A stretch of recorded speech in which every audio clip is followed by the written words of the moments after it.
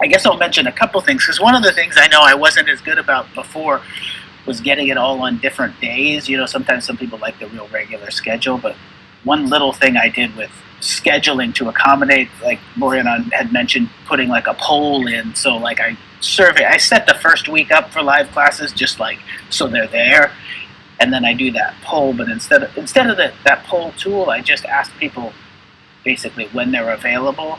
Um, because Laura you had mentioned in that saying, like, have some weekday mornings, some weekday evenings, some weekend mornings, some weekend evenings. And so one of the things I found was easy to accommodate that is like I created a schedule sort of for myself that would be rough. And like I sort of cycled my classes through that. So it kept, so rather than like juggling every week trying to like find a new schedule, I sort of said like, well, based on what people turned in, I found I could find some times, like, so it was sort of like, say I'll do some chats on Tuesday evenings and Wednesday mornings works and Saturday mornings and Sunday evenings. So I would cover the gamut, and then I would just cycle the chats through those. So each class was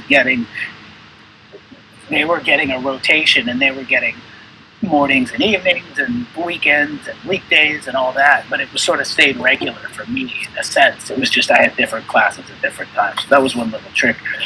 Um, as far as the actual chats, what I did for those, which was helpful for me, since Moriana had mentioned, like, getting a topic, I kind of just went through the courses. And I mean, I had the ease of, since I've taught them for a bunch, I kind of just went through and said, like, okay, what are the lessons where I feel like I'm having to, like where I get lots of questions on course material.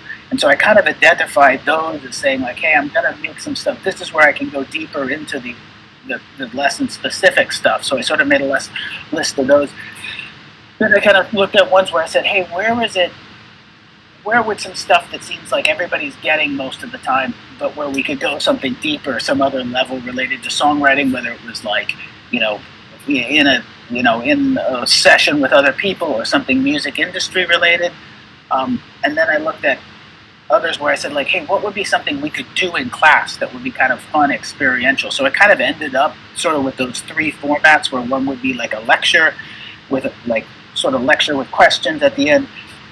And the other would be sort of like I would do questions from the start, where it would engage the students, asking them about like what's their creative process, so they all hear each other, which I found really useful because people tend to like feel like whatever the way they do it is the only way, so they're engaged. And then I would have another where it would be where, like, say we'd come in and they'd actually bring instruments to the class, and like have each person play a little something using some of the tools or create something in the class, which was kind of cool. And the less lecturing they were, and the more engaged they were, they kind of enjoyed it. But there were certain ones where you had to get. There was stuff I just felt I needed to get, and those would often involve like we'd have some musical examples too that we could play, and I'd write out charts and stuff, or I'd play a little something. But those formats tended to work pretty well. So that was kind of the main thing. And one of the things I found, which was sort of some feedback from students from the past that I got, that was like, I tried to think about with a lot of them, because we're all teaching different classes, but a lot of them, I guess, are the same.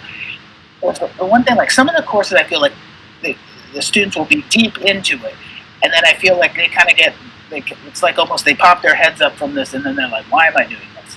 It's like they don't have the experience maybe so that they know why it's applicable. So it's like, I feel with a lot of the live classes, I could answer, hey, this is valuable because, and I feel they enjoy the course more, because sometimes there's a disconnect. Like if you haven't seen, like, and I'd show them examples. Here's how these tools are being used when you're in a collaboration, or here's how these tools will be used in a session, and here's some songs where you're seeing these tools, beyond the examples and what are in the classes. And that seemed to be helpful, because I felt it really helped dial them in. But that always seemed to be a question. I mean, that was kind of always my question when I was taking something. It's like, why am I learning? How does this apply? So I felt the live classes were a great opportunity for addressing that. But one of the things I did for them, I created what do you call it? Keynote presentations for them all.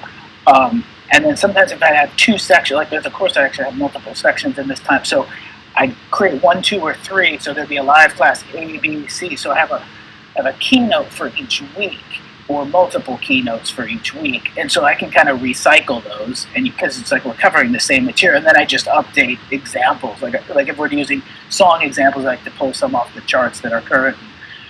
But what's kind of nice, so I've got like, melody, ABC or something for week 2, melody ABC for week 3, and if I'm doing multiple, I try to fall into those formats of like one will be a lecture, one will be more they're engaged talking about their process, and I'm throwing things back and forth, and then the sort of experiential. But that kind of helps, like having something. I found for them something. I literally got a message from a student the other day. They said, like, wow, I've taken a lot of Berklee courses. Those were really helpful where we were all answering and engaged, and they've got something on the screen, and then I just make some stupid animation to like keep them occupied, just silly things, and try to have a little bit of irreverence to be.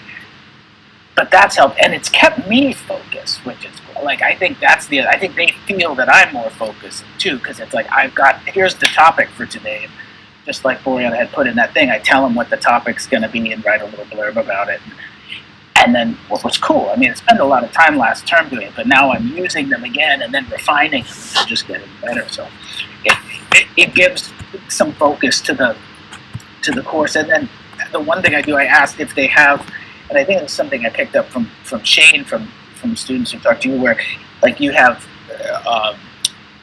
if they don't attend, like I often have questions in there that then they have to post to the conversations.